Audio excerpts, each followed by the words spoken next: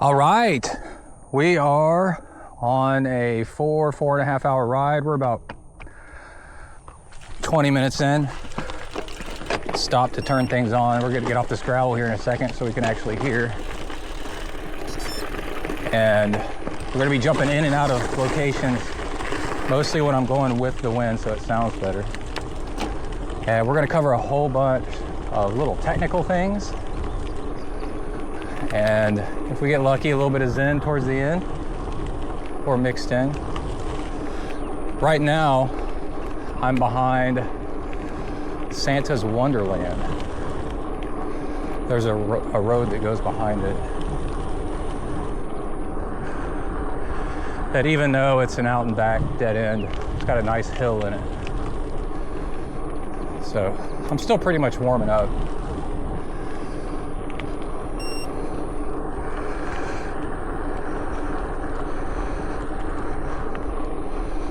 And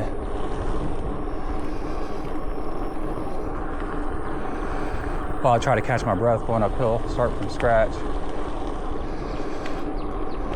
One thing that I did this morning, before I even left the house, that I thought I would share as a trick, I learned to help you unclip faster and click back in faster. If you're doing any kind of off-road, even on-road, it is nice to be able to unclick the millisecond you want to.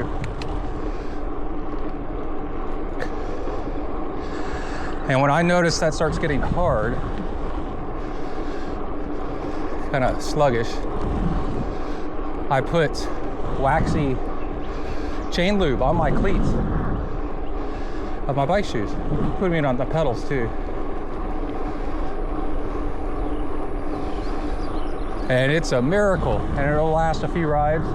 When you do it again, it just takes a tiny little bit. And I use squirt.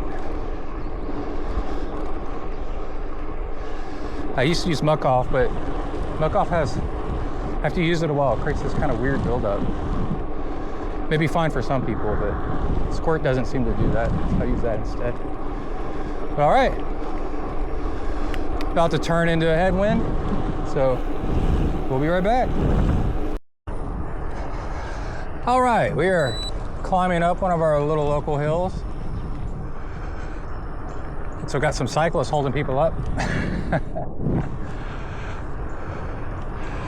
Oh, I forgot my white blinky light. Oh, is that it?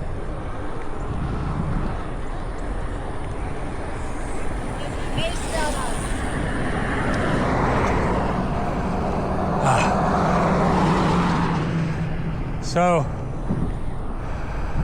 getting back on the gravel bike, past couple of rides after riding the tri-bike, it really becomes apparent how much better lower PSI is. Let's see.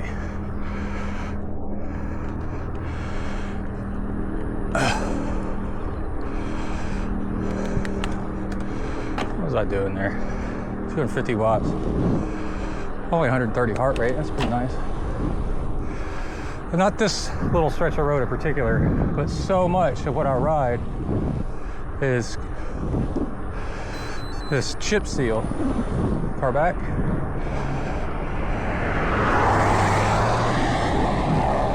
Clear back.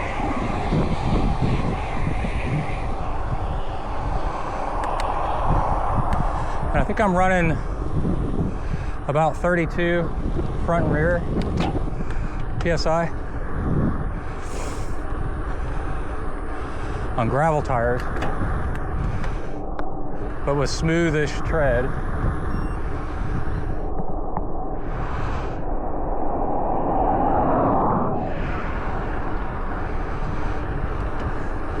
The Pathfinder Pro in the front has a smooth center, and the Sawtooth in the back has inverted tread.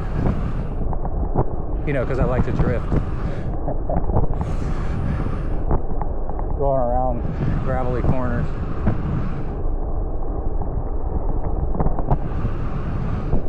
But really handy tool. it doesn't cost much at all, is a digital tire gauge. And yesterday I went for a ride, or 2 days ago I went for a ride. My rear tire's been leaking air.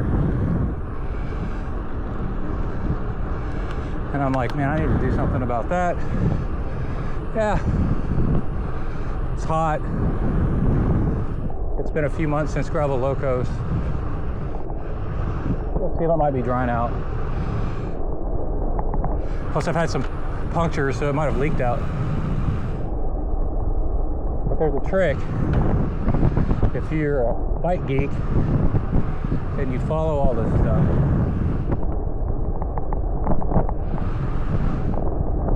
they keep introducing threads or fibers of some sort into your sealant to keep it, to help it clot up.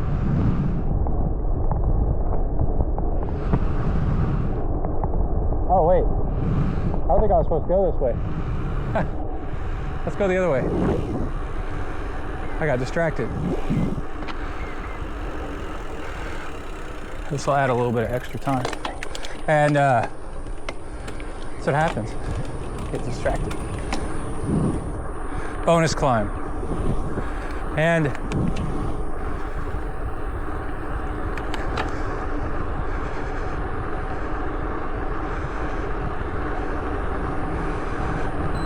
they're always talking about natural fibers. Far back.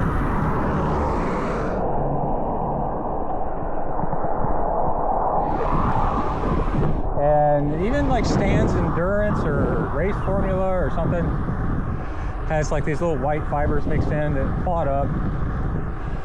One time I was sitting there, Silka's coming out with all this stuff. And I'm like, man, I wish I had some of that, but I don't have any money to spend on that. Buy more sealant when I've already got sealant laying around.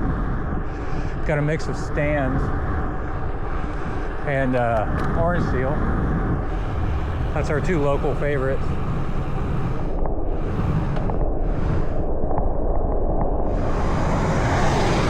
So when I come back, it's about to get windy, I'll tell you what I did and how well it worked. It works pretty good. All right, got a little uphill here, a little bit of headwind.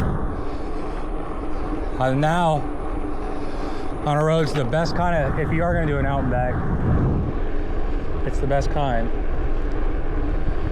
It's a lollipop, which I'll show you here in a second.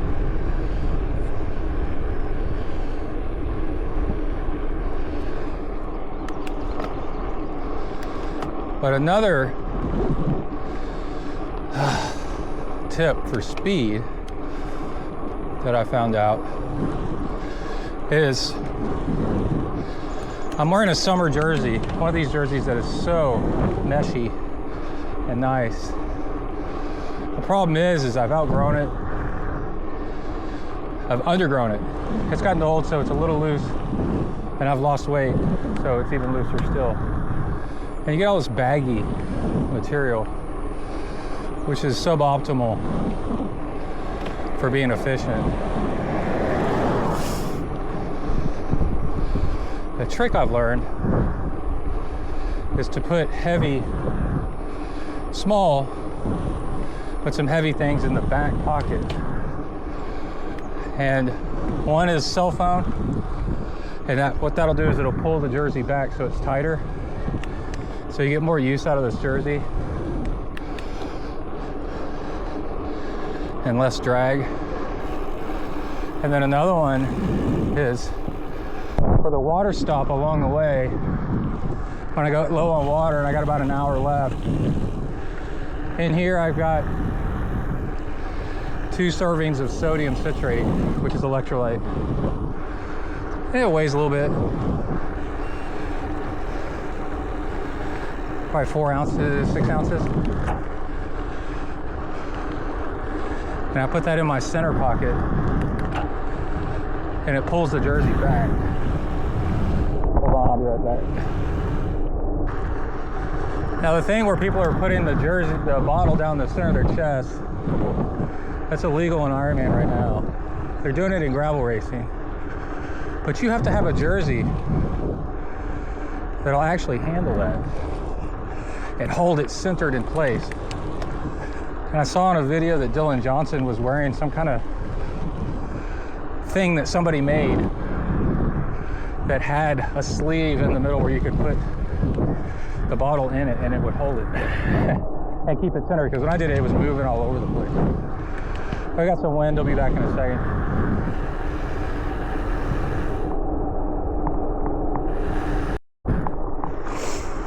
So, look at all this advancements in tire sealant. Silica is the best. They got nanoparticles, which I'm not sure if that's actually good for the environment or not. But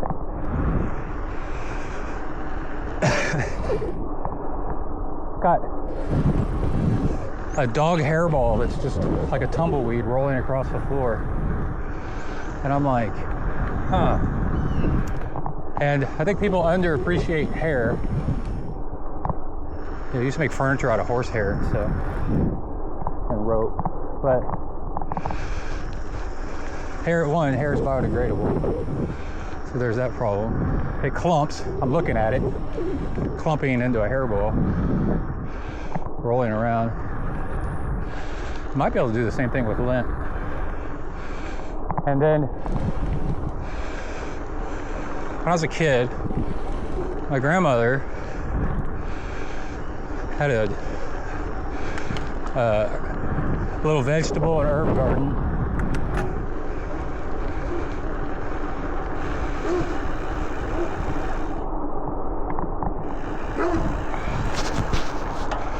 And she would go to the local barber shop and get human hair sweepings. She wouldn't touch them. There's somebody else. Put them in a Ziploc and then sprinkle them on the garden, because she had a problem with deer eating her veggies, and it works, supposedly. She said it did, to keep deer away from your veggies and eating your food. Oh, when we come back, maybe we'll get a view of that Bronco. That's cool.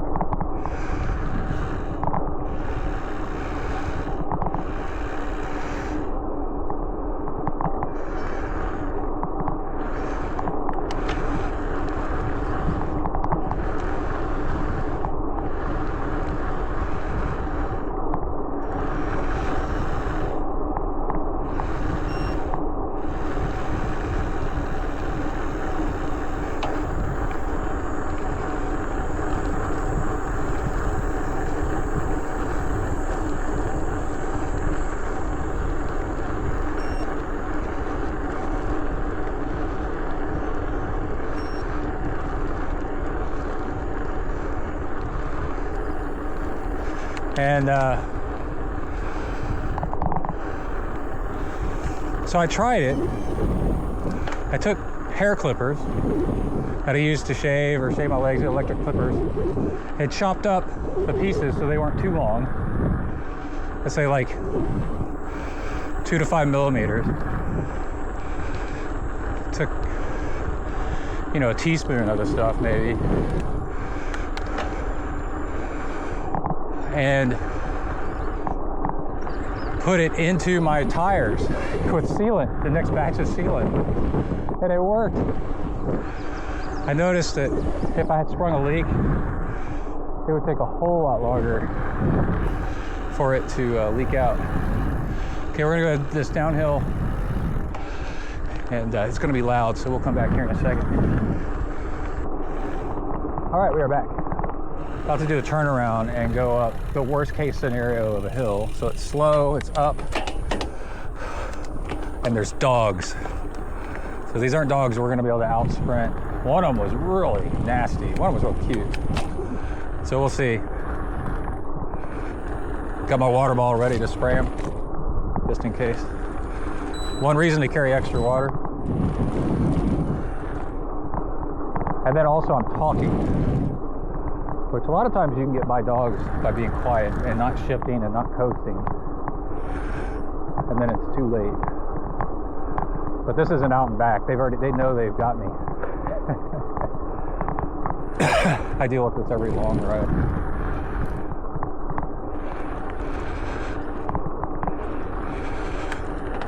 So, I mean, it sounds gross. Put hair in there. I don't know, it's your hair. It's okay because it's your dog, as they say in the movie. Here's our little guy.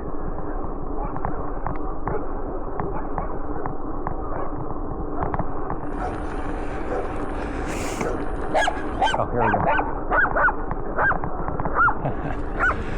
If I'm not feeling threatened by them, I actually like it. I feel like it gives them a workout. And then every once in a while when I take the tire completely off, oh, they were behind a fence. Oh, I'm glad y'all are behind a fence. Those are look at the size of those horses. On a rooster. He's checking it out too. Pretty dogs. And when I scrape out old sealant that's dried up and put in, you know, because you should do that every once in a while, I can't even tell if there was hair in there. So, I don't know. Seems to work. But look at this road right here. This is the nasty chip seal that I usually avoid roads like this on my tri-bike. And then I don't get all this pretty countryside and the opportunity to be mauled by dogs. But I really enjoy these back roads. Because the road is so rough. But I didn't even realize how rough, I'd forgotten how rough it was riding it. Low PSI. And we're going into the wind, so I'll be right back. All right, here's another out and back. So this whole section I'm on, being out west, is called Westward Ho. It's the subdivision if you want to look it up, south of College Station. And it's a long road with two big drop-offs that I'm climbing up here. I added it in for extra elevation gain. So I coast all the way down these long hills and then ride up them for the extra hill work. Turns out there's dogs on the road. I've only been bitten once on this road. Nip me.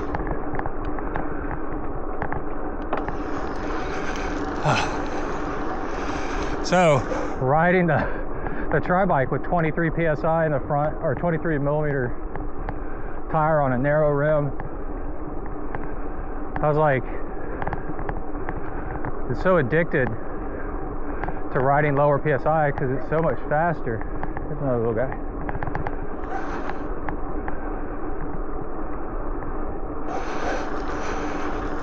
Here he comes. Yeah.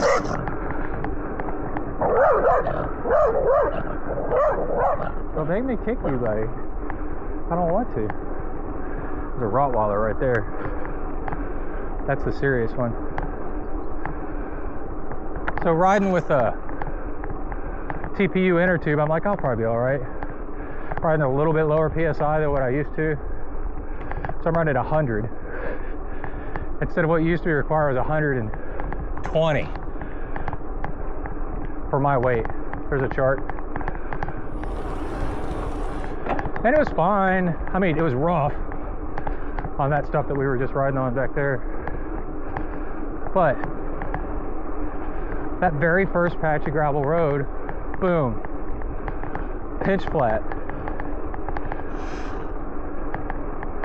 Within a mile, maybe less, because the lower PSI has the rim come in contact with the ground and it tears the inner tube. All right, be right back. All right, we're about to have some fun gravel. Gonna get some speed on this baby.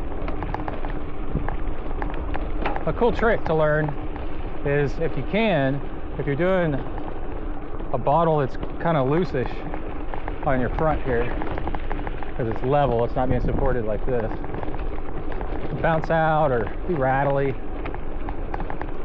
Try to finish the water that's in that one while you're on pavement. That's your pavement bottle. And then when you hit the rough stuff, it's empty-ish. But at least it's not full.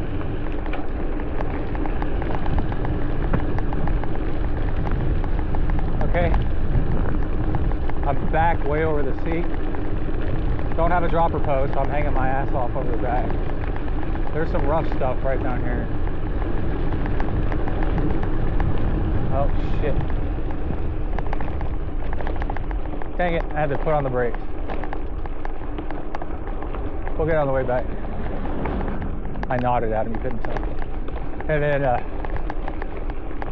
nod and smile if you can't wait.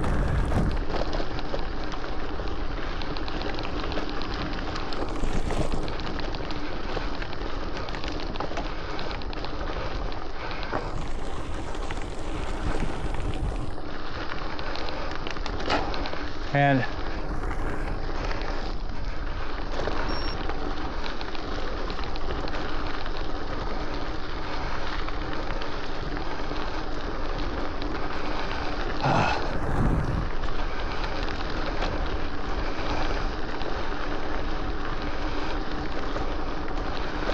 hold on a second.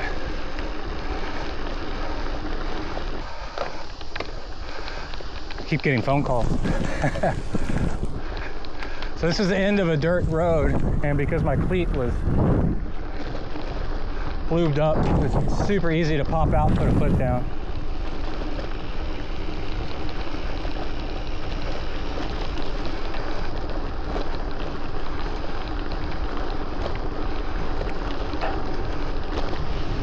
Man, I'd love to have tubeless road wheels for my tri-bike. But you know, part of the whole tubeless thing is to have wider rims. You need to get away from caliper brakes, sorta. There's ways around that. Old cyclocross style brakes work pretty good. Cantilever brake. But anyway,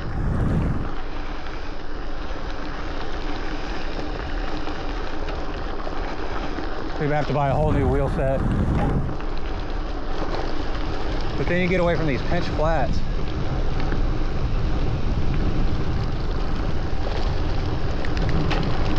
I thought that was a snake. Whee!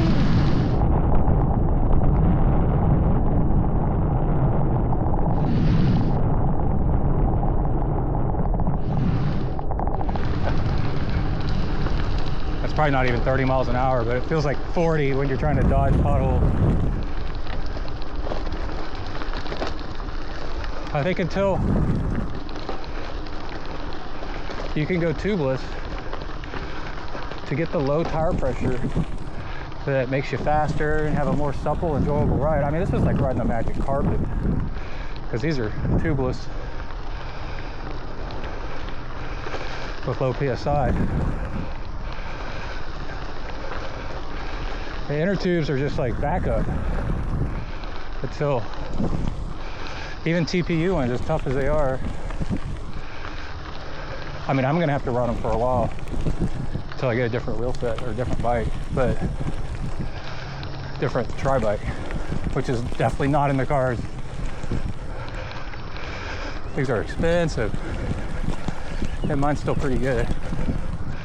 It just doesn't have disc brakes. It's the only thing it's lacking. But, well, then I can't put wider wheels in it either. But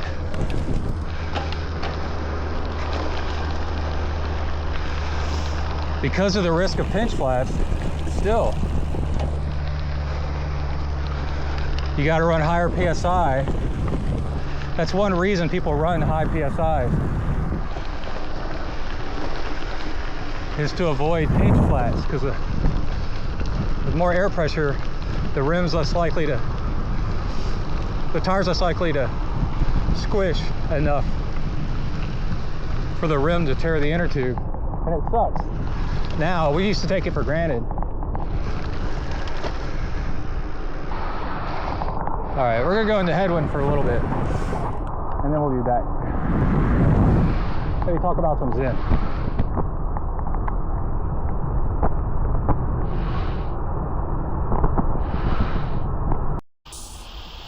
All right, we're about to head that way. It's busted up concrete, and then it's gonna turn to gravel for a long ways. I thought I'd show something. I don't know if we could see it. This is a better way. This is actually 2 pairs of socks, and I'll explain why in a second. It's kind of funny. I thought about it after, well, while I was riding. I thought, oh, I ought to share that. So, in places where it's really hot,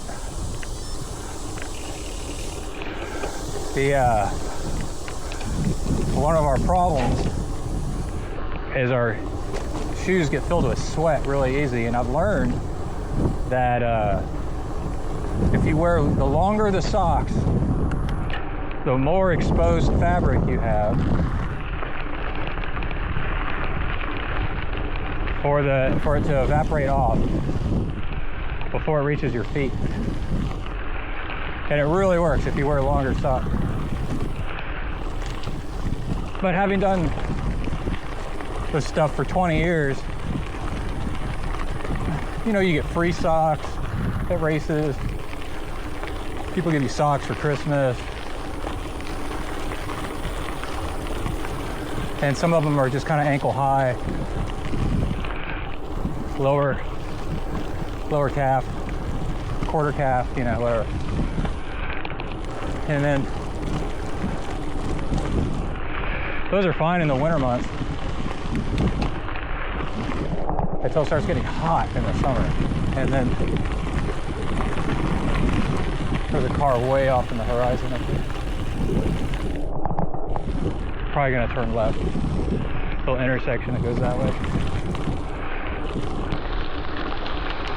And then have long socks or other shorter socks where you wear them so much that you wear the toes or heel out. You're about to, and I've only figured this out just recently. As I'm throwing them away, we both reached for the last toy, and as I was raining blows down upon his head, I realized there has to be a better way. And I was like, I'm gonna try something. I'm gonna cut the sock from like the ankle up, throw away the bottom, keep the top. And initially it was to use them for wristbands for on the trainer to absorb sweat, to save some money, and instead of buying more and more of those things. And then I got the crazy idea. It worked fine, but then I got the crazy idea. Let's see, we're an hour and a half in. This is a 2-hour bottle, so I need to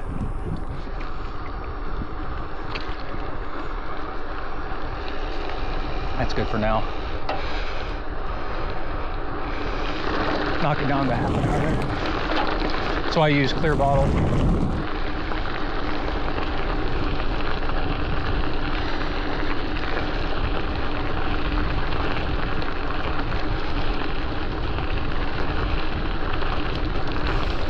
I was like, you know what?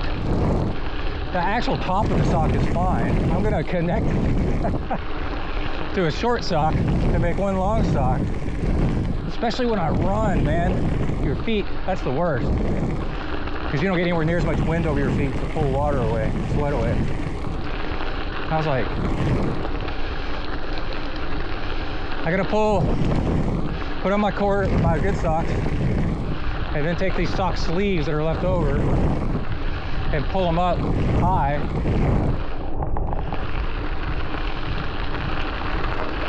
And then that'll make one long sock.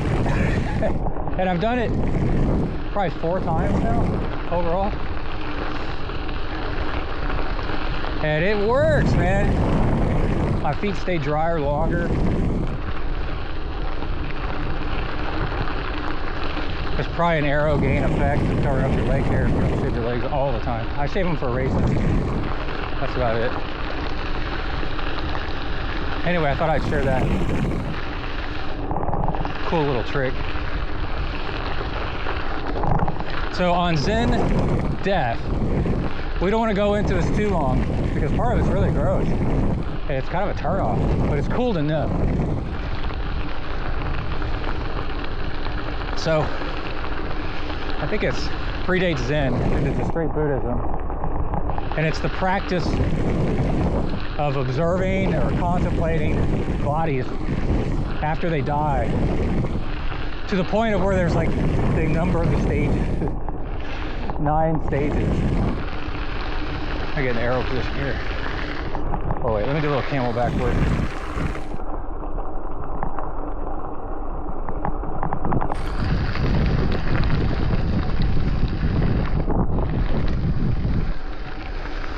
And one thing they say, the reason ancient Eastern religions, belief systems, and whatever, are so into numbering things, the 4 noble truths, the whatever stages, noble path, I can't think of them right. The 9 stages of death. You know, it's all these numbers. It's because these are mostly oral traditions, and it's easy to remember how many things they are if also you remember the numbers. And you're like, okay, 8, I know there's 9. But you can Google it. Wikipedia has a good write-up on it. And I thought it was to not be afraid of your own death. You think about how you're going to die. And maybe some people do use it that way. You know? And just like Christianity, Eastern religions are full of their own sects of different, you know, like they have their own versions of Protestant versus Lutheran versus Catholic versus Episcopalian, like all that stuff. So, you know, maybe it is used in some areas. You think about yourself dying, and then when it happens, it's not so foreign, you're not so freaked out about it. But no. Oh. Getting the drops a little chunky here. It's actually more about teaching you to not get all enamored with something. Oh, I just thought of a good analogy. Because that thing's beautiful now, but it's gonna eventually fall apart. So think about it when it's falling apart and not so hot and sexy. And then you're like, oh, okay, my feelings for this are actually temporary.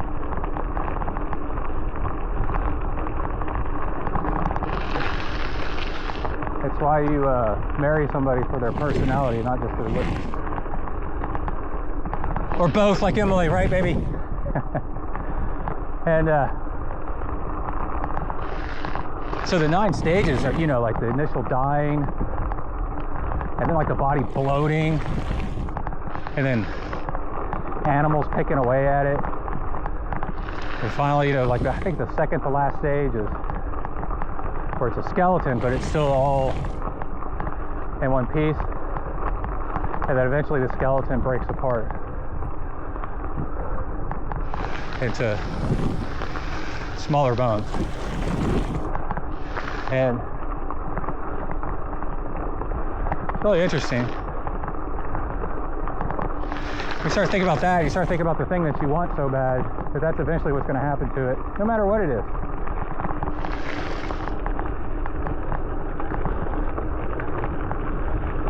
You know, 5 billion years, the Earth is going to get swallowed up by the sun, so even all this is going to be gone. we're halfway through the process. But I need to be using this right now to think about it. Thinking about bikes. We desperately need a new bike, or just watching, you know, like all the cool bike stuff. Just remember, man, they show bikes that are only like 10 years old and they're like completely out of date. Can't upgrade them. Can't invest any more money in them because it's worthless.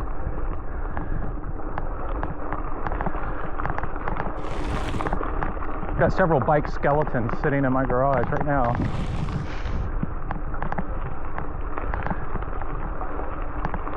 I got a road bike that's cannibalized for parts. It's a beautiful bike with campy everything, titanium frame.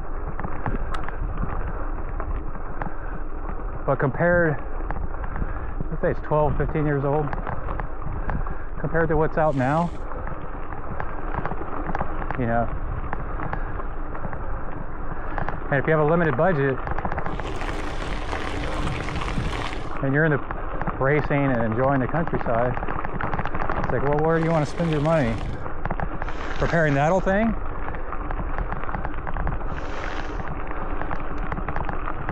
Or getting a gravel bike with more clearance and better geometry? Because you're like, yeah, it's fun to ride vintage bikes, but I can tell you for sure the two biggest things are, as the geometries change, figure out what works better, biking becomes way more safer. You got an old mountain bike and it feels dangerous. Like you do not want to ride it very much. Modern bikes, mountain bikes, and gravel bikes are turning this way. You ride in them instead of on top of them. So you're much less likely to flip over the front.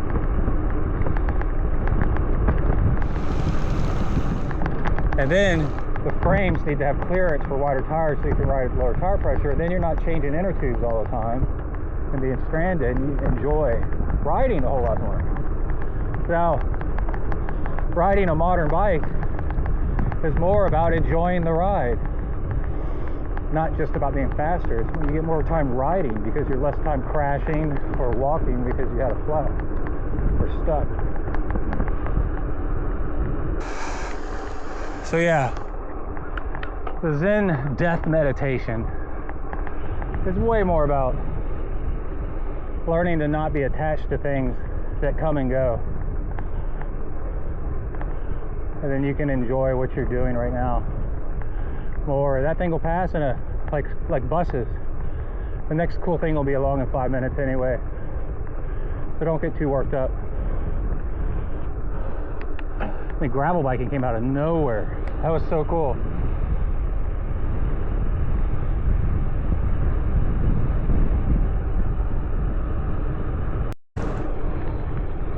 All right. We're headed into the wind, but this is going to be fun. I just figured I'd throw it in. Nice view, next ridge line over there.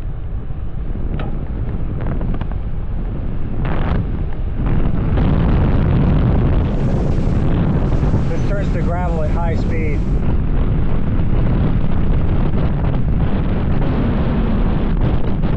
Can we hold on? Arrow position. Ooh. Okay, down to the drop.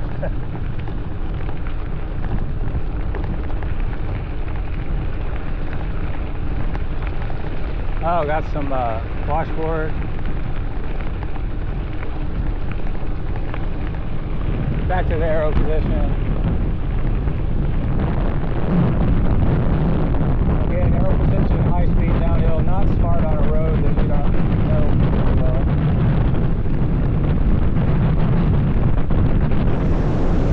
In mountain biking, there's a hole right there. In mountain biking, it is crucial to pre-ride a course because it's off-road. You go way, way faster if you've ridden a course before.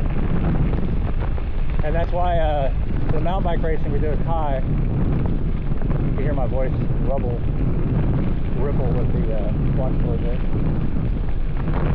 The whole day before the race, free riding. Everybody gets an hour or two to do a couple laps on the course. It's also a safety thing, keeps you from crashing. All right, we'll be right back. The Brazos River is just a few hundred feet that way. The gate's open, but this is private property. Held a mess of locks. I'm sure there's something symbolic about life and whatever with that. But now we're gonna have a tailwind, so recording will be better. Maybe. The wind muff thing's like soaked with sweat. But anyway, I think it's funny when I can easily pause and stop recordings with this camera with. Hello? Did it stop? Gotta watch out for that. Need to turn those off.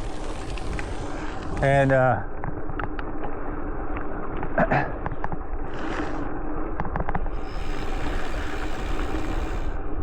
having to stop recording, you know, because of wind or whatever, intersection coming up, so I can pause it, easily stop it and start it. It allows me to reset in my mind and think about, oh, what was I going to talk about next? So that's turning a problem into a feature. It's a big thing in Zen and carpentry. Being able to turn problems and mistakes into something useful. And then mistakes are okay. It's all part of the process.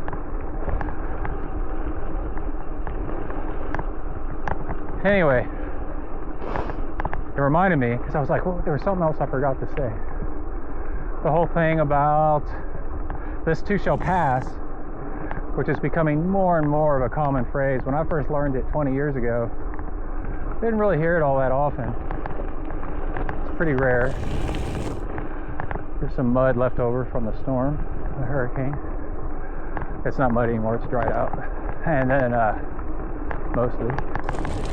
They mostly come at night. And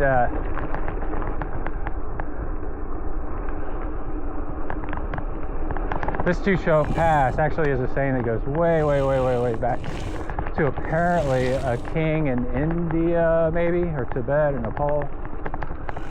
I don't know. Around that time. That time's like thousands of years. But a little hard to narrow it down. But they had a king that was, you think it's about trying to remind people about bad times don't last forever. That's not actually how it got started. It got started because they had a king that would spend all of his money, and then eventually a bad time would happen, a drought, famine, plague or something. And so the king, whatever they called it in that culture, royal court,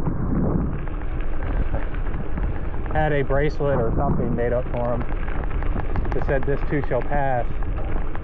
And it was subversive. It was meant also to remind him that good times are temporary. So quit blowing all your money when time's good, because you're going to need it when times are bad. It's kind of cool. Okay. Somehow that had to do with Zen Death. So let's talk about something more fun. Let's talk about aerodynamics and some cool tricks. Things that I learned from riding my tri-bike. After riding my gravel bike so much, going back to riding the tri-bike, which actually I'm really excited about doing again soon, and I wanted to the other day, but that road is still gravel, and it's a long, long road that is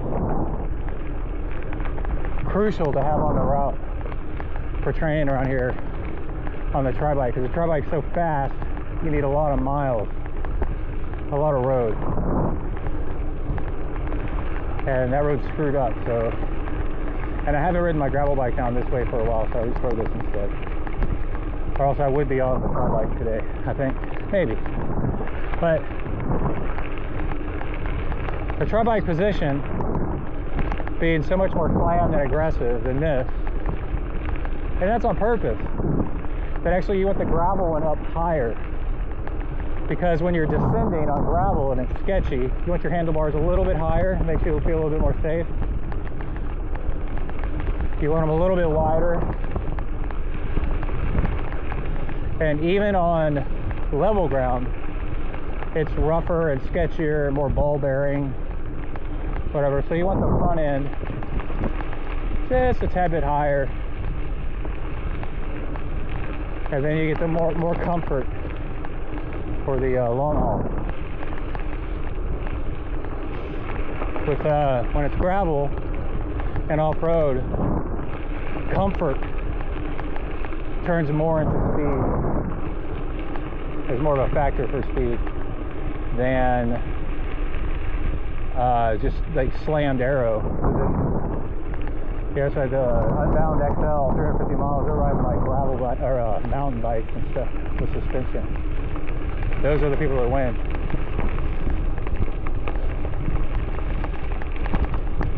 Instead of totally rigid, slammed, narrow position. Anyway, so being so slammed on there over the period of 5 hours plus over the period of 2 weekends, kind of grew into it a little bit, and then coming back to this bike, it feels really open and less challenging. I need some yeah, we need to finish this ball.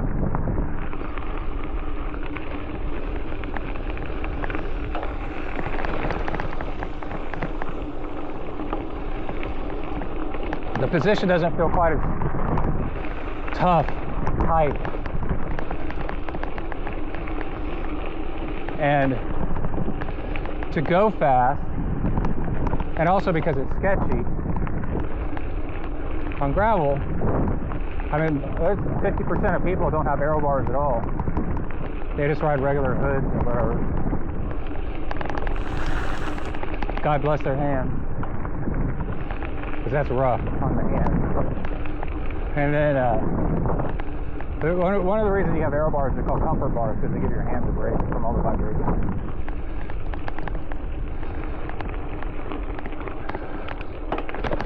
It was nice at Gravel Loco, so my hands were starting to kill me, to be able to just plop down in the aero position, rest on my elbows and just with my hands. Where I would see people in front of me riding, shaking their hands out constantly, and riding upright and catching a ton of wind. So they're not illegal for age groups. I highly recommend them. Anyway, let's drink. I mentioned that one time every show, at least.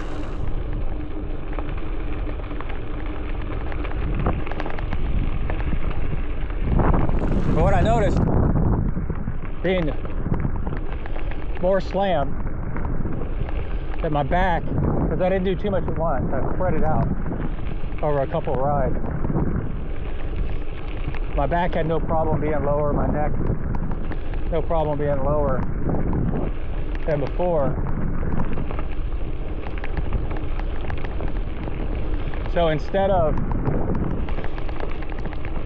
riding in this position, this aero position, and then to take a break, needing to ride all the way up like this, with my hands on the bar, on the hood, which is really un-aero. It depends on the stack height and how you have your bike set up.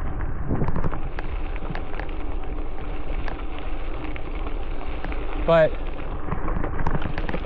what you really want, you want two things.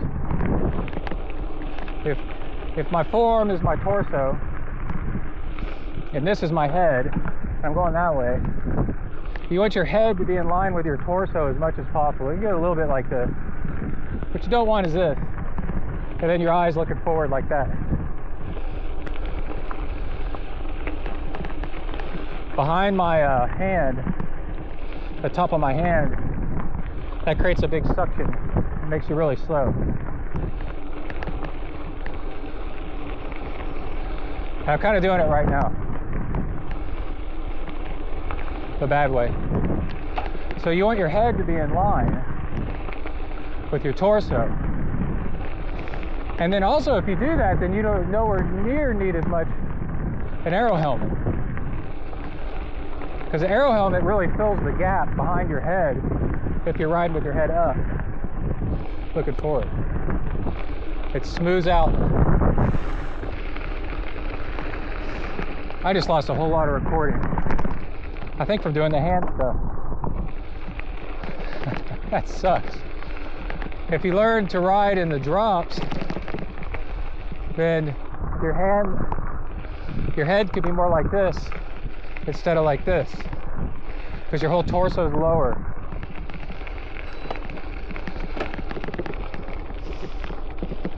I'd rather see. I already know this hill. I don't need to see how tall the hill is. Yeah, and then you don't need an aero helmet as much because your head, your regular helmet is in line with your body. And by being overly slammed in the tri-bike and getting used to it,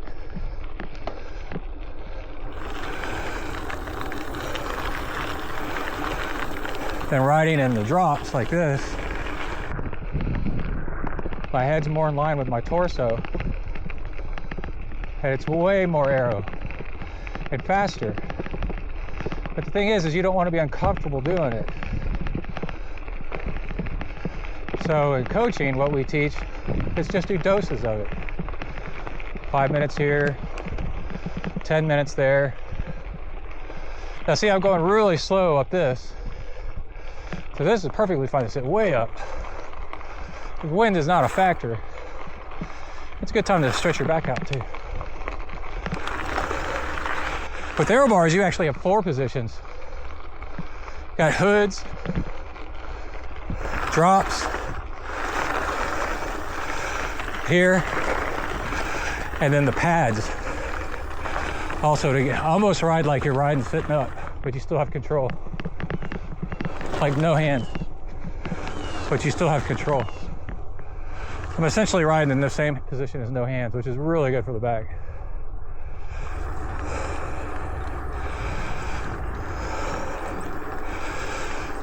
So doing that 5 hours over a couple weeks got me used to being a little bit lower and doing that. And then what I noticed was, there's fog on my lens. Go away. What I noticed was, what did I notice? I forgot. Hold on, I'll be right back when I remember. Well, one thing I noticed was when you're narrow in the aero position, you only got so much throwing back and forth you can do with the bike, right? It's all in your hips. So you can do it some, but what's more powerful is throwing it back and forth. And then with your don't pause bike camera, you can push up and down with your upper body too, do some body English in it. So throw back and forth like that. Build you some power. Head's low.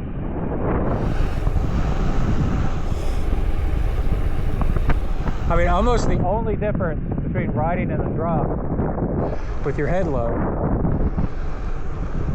is how your back's low too. Okay, now we're going so I can ride upright. And use the time to ride upright to do it. if you've got a tailwind, whatever, you stretch out your back. And then you can spend more time in the arrow position when it matters.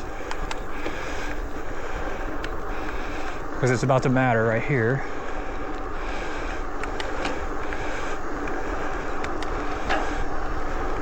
Well, you're down in the drops like this. It's almost no different in body position as far as your torso and head between being in the arrow bars. See that?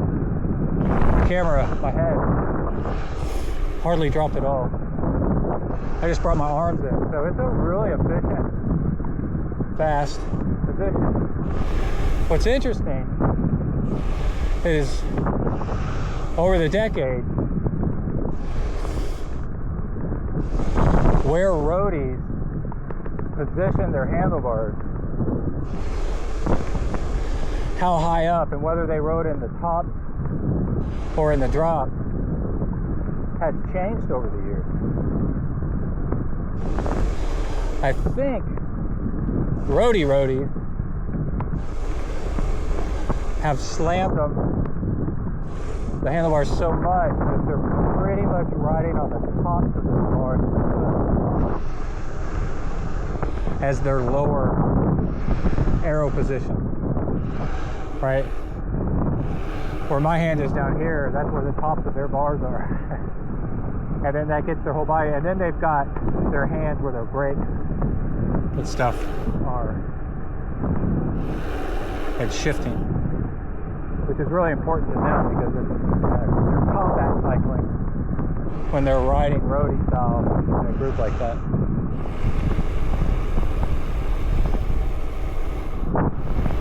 Hold on, we're going to turn into a headwind right there.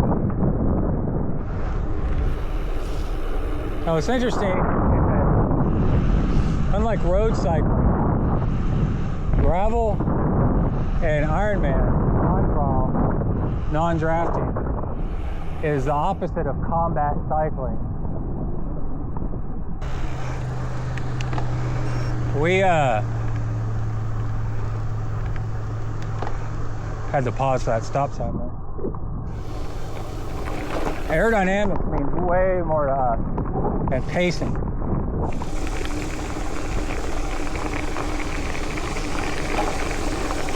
So to get here and I can do this side to side, put down power because I can go side to side, and then once I get up the power, I'm already low. So I'm overcoming the drag to help me get that. And then now, there's a car coming. See if I can not get hit. This takes balls right here. Woo.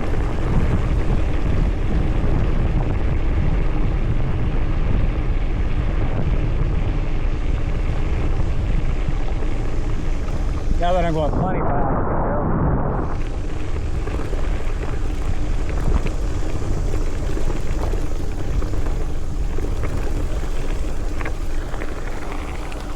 but then there's another trick.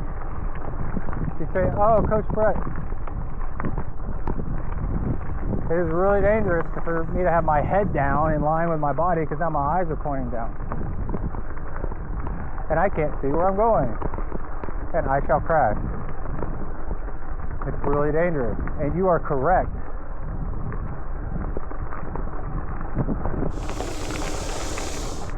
But there's something that people forget about. They think to look forward, you have to lift your head a lot, like I'm doing right now. Got my neck craned up, looking forward hard. But I got a good tailwind, so it's slow, so it's okay.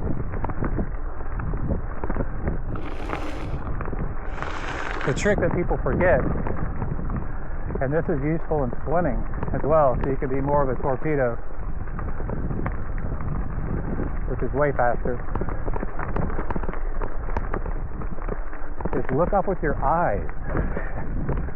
Keep your head still, looking down. Now, without moving your head, look forward and up with your eyes.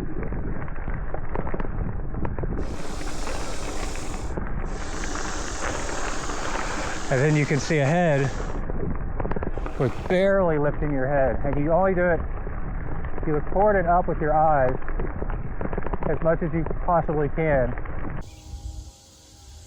All right, the camera died.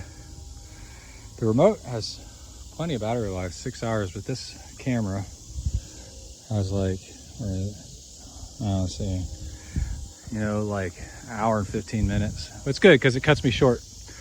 I've still got 2 hours to go, hour and a half to go.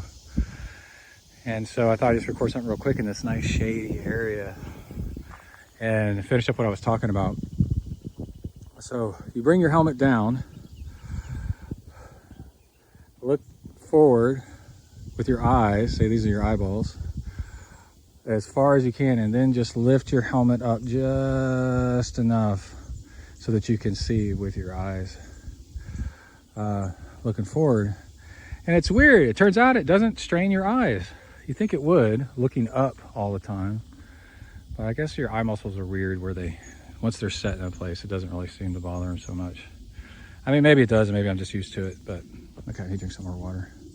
I thought I was getting like super, where's my, there it is, heat adjusted.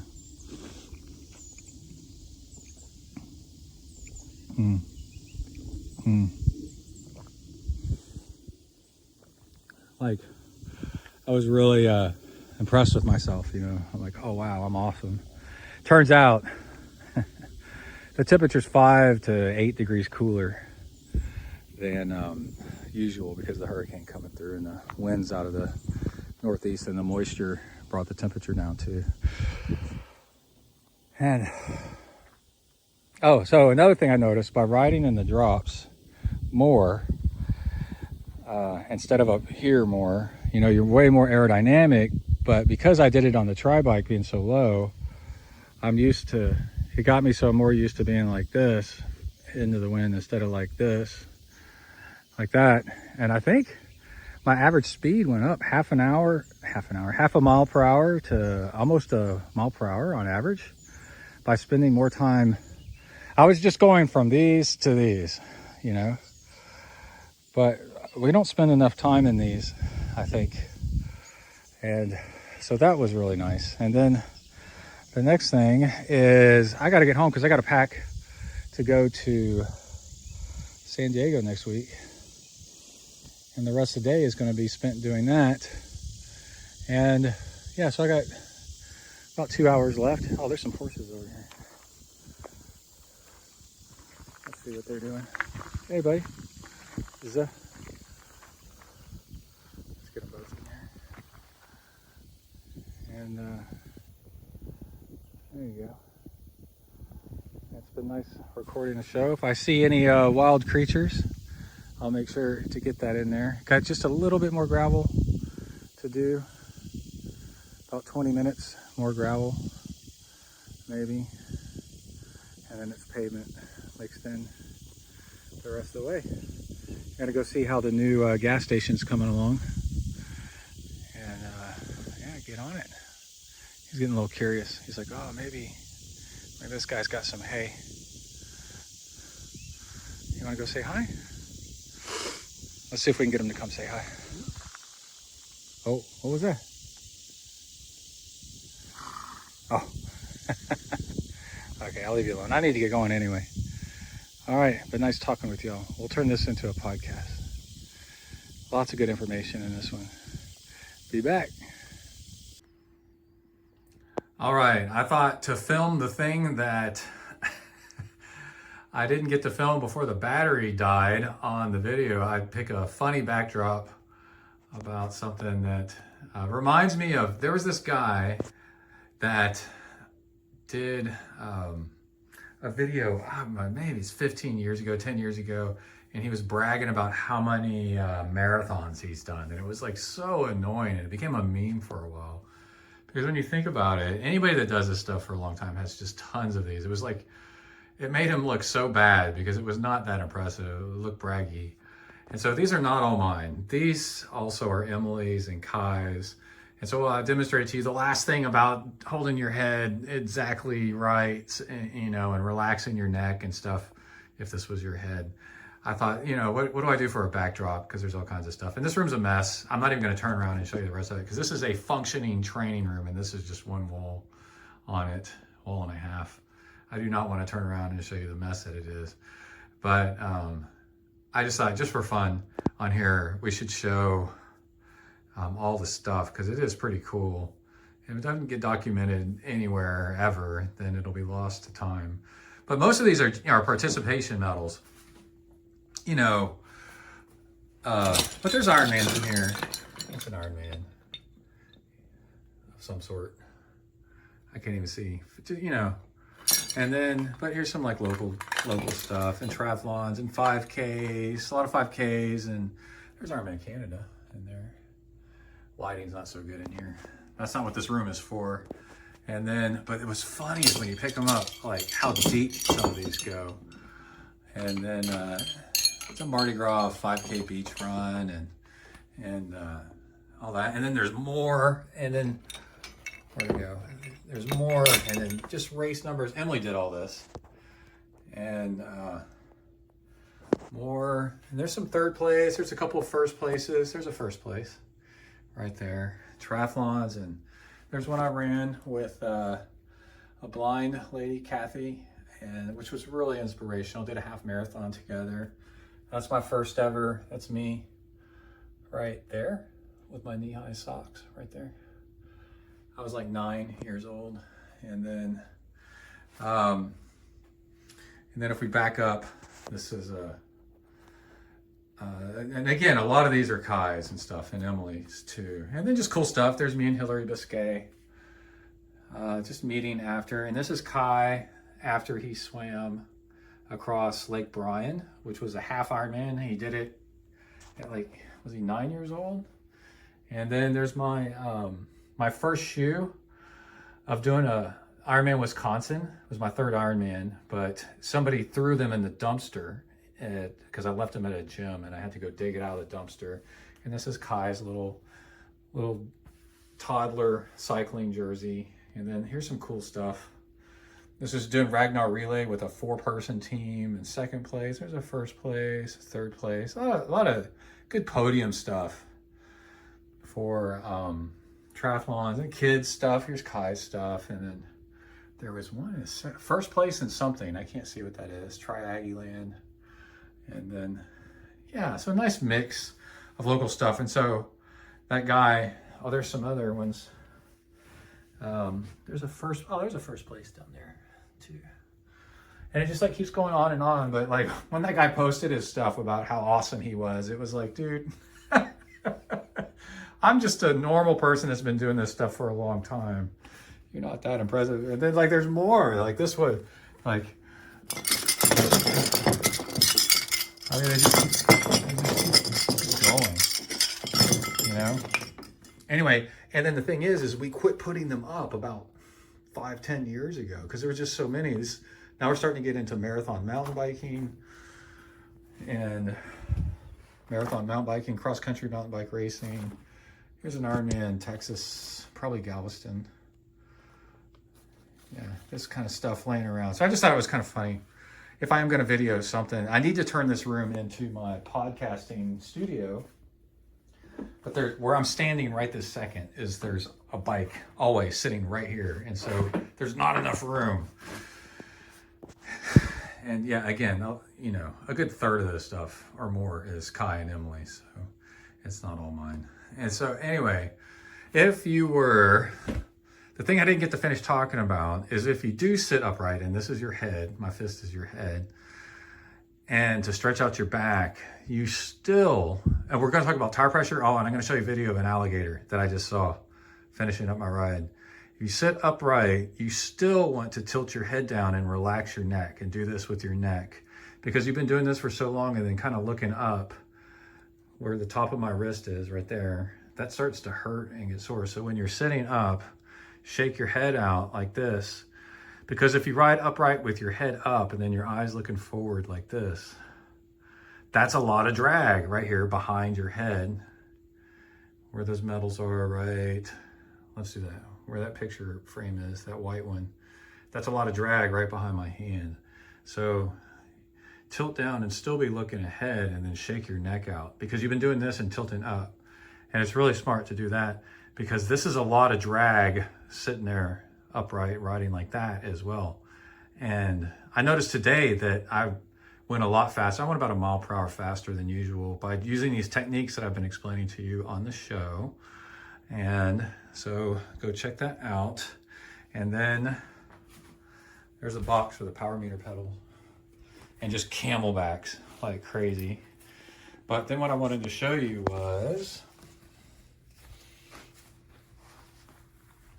I talked earlier about tire pressure, and where did it go?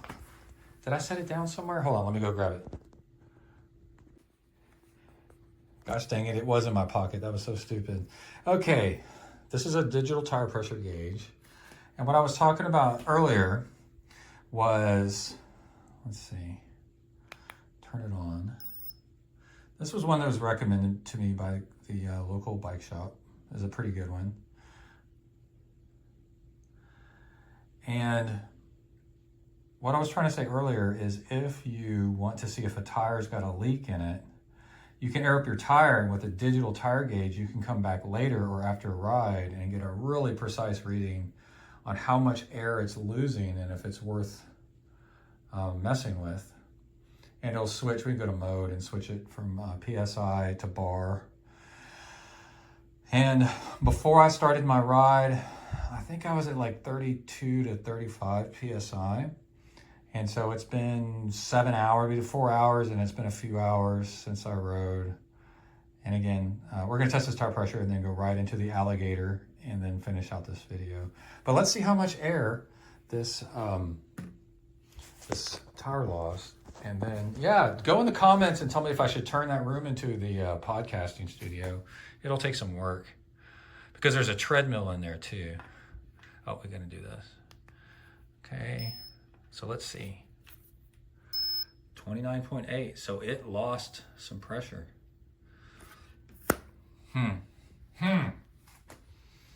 So it lost a couple PSI over a day or two. So now I gotta figure out what I gotta do about that. It could be the valve stem where it connects here, you know, where you screw it down and tighten it. And the way to figure that out is you fill up a bathtub or you find a pool or something like that with water that's a few inches deep, and then set the ass end of your bike or the tire or whatever underwater and see where it's bubbling out of. And then that's secure. All right. So that's enough of this stuff. This bike needs a bath. And I got a pack to go to San Diego. So let's leave the episode here by watching a alligator that I found on the side of the Navasota River basking. I think it got displaced by the storm. And we have alligators around here, but they're really rare to see. And they don't get very big. So it's kind of a treat to see one. I always look for snakes, and then I'm like, holy crap, an alligator. And then I tried to be really quiet so I wouldn't spook it away. But it's pretty neat. So let's finish out the video with that. And yeah, leave some comments on what we should do with all that stuff in the training room. Oh, I was about to say, I don't have anything from swimming Lake Tahoe, but I do. Hold on, let me pan up so you don't have to see the room, because it's messy. Emily would be so pissed if we showed the room. I mean, it is set up for training. That's swimming across Lake Tahoe. And Emily made a photo montage. And that's how little Kai was. 22 miles across Lake Tahoe. We swam from those mountain ranges in the back. That's me coming out of the water and collapsing on the beach. That's Jamie Patrick, my buddy. They got me to do it. And then those are the goggles that I wore to do the swim. It's a lot like swimming across the English Channel, you know, so you want to commemorate it. And then English Channel's 21 miles, Lake Tahoe's 22. There's no sharks and no currents, but it's at high altitude. And so it's kind of similar in a way. And then an article they wrote about me in the paper for doing it. It's pretty cool. So in your training room, this is really nice stuff to have motivationally wise to keep you going And that's the real purpose of having all this stuff. Put it in your training room and keep you going. All right, let's watch some alligators. Let's go. Holy crap, that's an alligator. It's a baby. See his striped tail.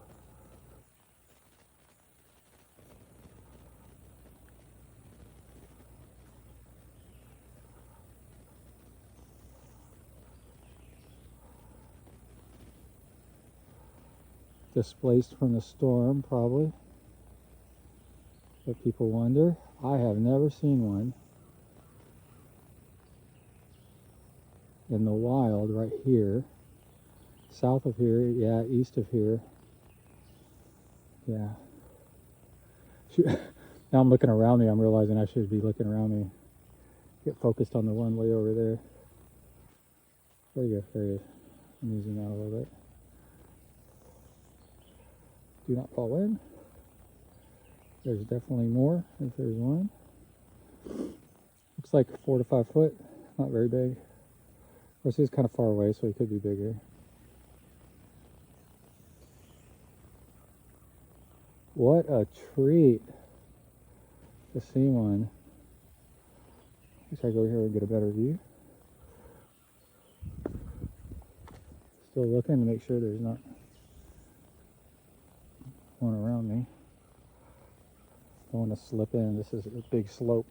It's muddy right here.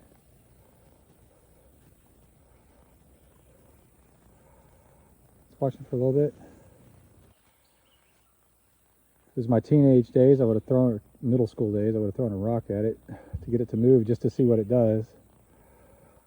But I've learned now that's just harassing wildlife. I can't just get that. Look at that. Wow. Big happy, let's see how close we can zoom. I guess that's about it. Big happy alligator. Okay. Navasota River at the end of Sulphur Springs Road. And yeah, so out on a gravel bike ride. There's my bike right there. Came down here. I usually look for snakes.